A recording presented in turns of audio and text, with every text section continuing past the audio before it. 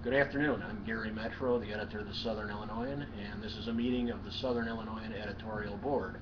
We are interviewing mayoral candidates for the city of Carbondale this week, and with this afternoon we have George Maroney. George? Good afternoon. Bob Williams, also publisher of the Southern Illinoisan.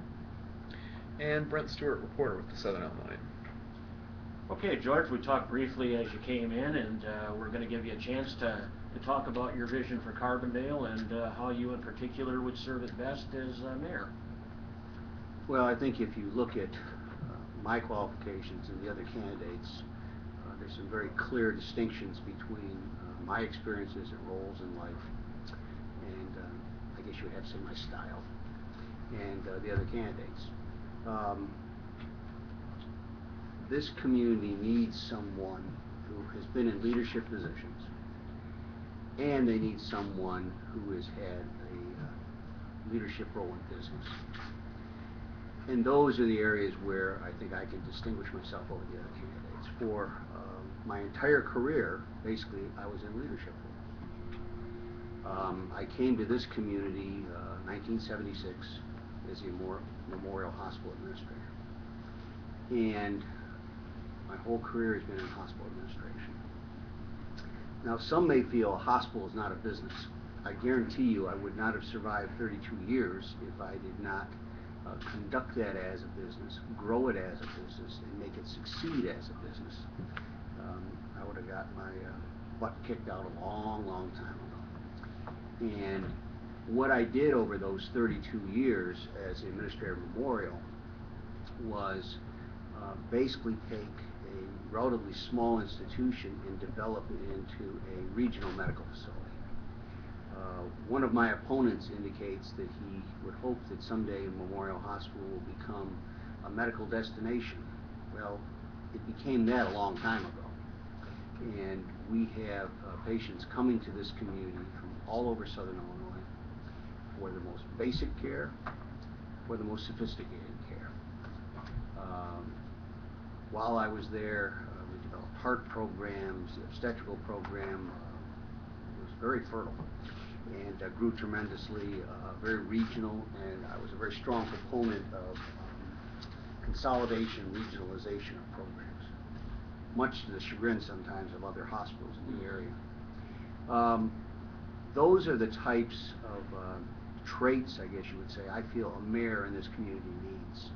Someone who has had that history of leadership and had an ongoing history of leadership positions, and can be able to work with the entire community. Now, a couple of the other candidates have also said, well, you, as a mayor, you deal with this huge, very diverse population, and there's a lot of challenges. Well, you all have physicians. At least I hope you all have a physician. At my age, obviously. You've got 4 or 5 physicians. That's right. We have staff of about 200 doctors. You do not succeed unless you have the temperament and personality to be able to adjust and constantly change the approach, so to speak, of how you're going to deal with those 200 very distinct, in most cases, individual business people. And at the same time, you're dealing with the full range of emotions of the patients, their families, and the full range of intellects of people who are coming in entry-level positions to the most sophisticated position in every aspect of government. And those are things I dealt with not for the last couple of years, those are things I dealt with my entire career. You establish relationships, some of which are now deceased, but you establish relationships. And I did have a relationship at one time with a governor. I think he's in prison now, so we won't talk about him. But we had a very dynamic organization, and it's an organization that gave me a set of skills that I don't think the other candidates have. Now, do the other candidates need it to be the mayor of this community? That's for the voters to determine. I believe that to lead a community like this, you have to have those types of experiences. My style is very different than Mr. Cole's. And there will be a transition period, obviously, in this community, I think, with whoever assumes the role of mayor, compared to Mr. Cole, because I think all the candidates basically have a role that's pretty distinct from Mr. Cole. But I think that's kind of what I bring to the table. And the challenges facing this community are, there's no crisis. If you pick up a paper today, and I'm one of the people that still reads papers, and look at what is happening in various parts of this country, in communities our size and larger, communities are facing horrible problems. Real crises as far as having to lay off significant numbers of people. This city is very fortunate in that it does not have this huge crisis right now bearing down on it and saying you've got to do all these draconian tasks. We have a lot of issues in this community we have to address. We've got, I think, one of the major problems the city has is a problem that they can't do too much about. It's like in the hospital. The problem I had there was the state of Illinois. There was only so much I could do about it. And then I sat back and, said bad things. With the city of Carbondale, there's only so much you can do with regard to the enrollment at the university. We talk all we want about the various economic engines in this community. The hospital's one, there's various other programs. The engine in this community is the university and the students. And you could fix just about any ill in this community if you suddenly had several thousand of the right students suddenly appearing at this university overnight. Well, that's not going to happen. I hope it happens over time. I hope the university is on the right track right now, and I hope the university makes the right decisions, and I really emphasize getting the right students into this program, not just bringing in bodies to look good on paper, because that's not going to solve the problem. That's going to create more of a problem. What the city can do is try and do a better job of making this community safer. Is this community unsafe? No, but it could be much, much safer. And if you compare this community to other university communities, there's definitely a gap between where we are and comparable communities. We could be safer. And that needs to be a joint effort of the Carbondale Police Department and the SIU Police Department. And the city working with the university to ensure that happens. And the other thing is changing the appearance, the attractiveness of this community.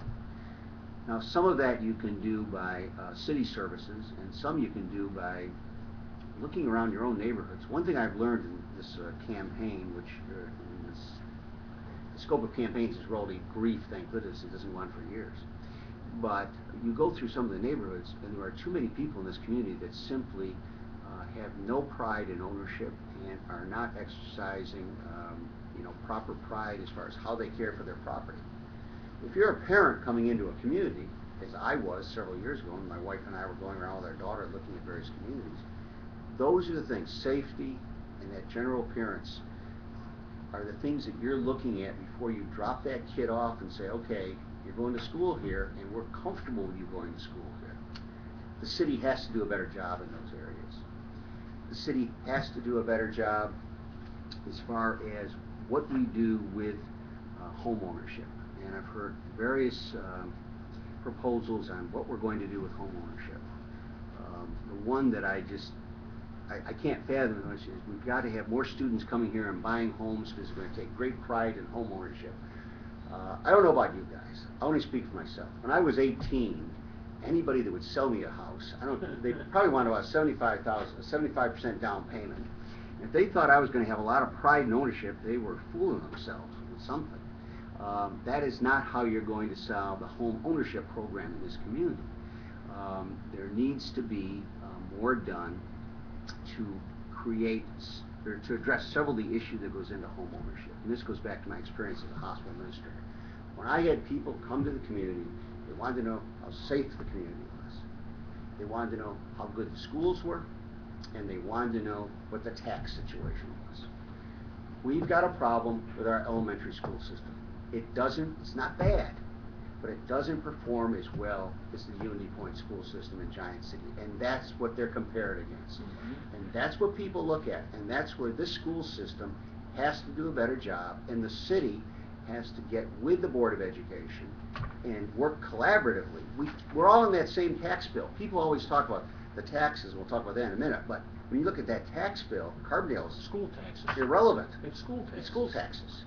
And we have to work with that group, because in the long run, the more home ownership you have in this community, the more students, the better tax base for the school board. And that has to be a collaborative effort to see what we can do to bring that to come to pass. And then the whole tax issue is into the home ownership issue, and that goes back to the school districts. The city's tax, nobody likes any tax, whether it is a sales tax, a property tax, but when you look at your tax bill, the Carbondale tax is someplace down here, almost in fine print, after you get by the two school districts, John A. Logan, and there just doesn't seem to be any sense that we have to look at all this together. And all these taxing bodies, instead of going like this, say we've got to do something to make Carbondale a more attractive community, and by doing that we work together to control the taxes, not a tax, but the taxes. And that's going to make it more attractive for people moving into the community and also for the business community. And then, as long as I've been in Carbondale, I have heard people complain about this is not a business-friendly community, and we've got to grow business. Well, first of all, there are certain things in this community we will never grow, because, in case you haven't noticed, there's no interstate running through the middle of town. And unless you have interstates, you totally exclude a certain segment of the economy. I remember years and years ago when I was involved with economic development, people from Circuit City came to me, and they wanted to know what kind of deal I could cut to entice them to come to Carbondale. And they said they saw some land on North 51. I said, why are you wasting my time? You aren't going to come to Carbondale. Oh yes, we want to come to Carbondale. Well, they were obviously talking to Marion. I said, all you're trying to do is leverage. I said, how many trucks a day are you going to have coming into your thing? Oh, about 200 a day. I said, you're going to have 200 trucks a day going down a road which we aren't going to improve beyond 2 lanes. We'll maybe strengthen it, but that's about it. It's still going to be a 2-lane road. And then they're going to get to 13, and then they're going to drive 25 minutes to get to the interstate. You're crazy. All you're trying to do is make the people in Marion feel threatened that they might come here, and you're going to get more out of Marion. Well, I finally said, I'm not even going to meet with you anymore. And they went to Marion. They were always going to go to Marion. The industries you're going to get in this community, you've got resources here, but they're going to be small, they're going to be limited, they're going to be technological. The airport is a huge untapped resource as far as what happens out there with that transportation center. I remember flying into Springfield years and years ago, and when I got off the plane there, you would see these huge hangar operations. What they do, they refurbished aircraft from all over the world. And those are the kind of operations that you could easily develop here. The jobs that come with those types of operations are phenomenal jobs. Those are the jobs that people have that buy homes and raise families. But going back to the business-friendly climate, I keep hearing this. And after every election, they go, yeah, we're going to do it. And then all you keep doing is hearing it. You know, nothing ever happens. And it's retreaded after every election. And what needs to happen is you can't have a business climate here that so favors the business people that it sacrifices the interests of the residents. And you can't have a business climate that is so geared to, quote, the residents, this utopia, that businesses don't even want to come here. You've got to have a level playing field. That's a compromise. So instead of trying to achieve a level 10, when maybe Marion and Murfreesboro and all these other communities are 6s and 7s, we've got to adjust. We've got to bring these groups together. We don't want to sacrifice safety. We don't want to sacrifice the residents. We don't want to sacrifice zoning, neighborhoods. But we've got to be able to bring together so that businesses, when they're looking at an opportunity, the same here and the same in Marion, to do business, the cost, the site plan, it's level.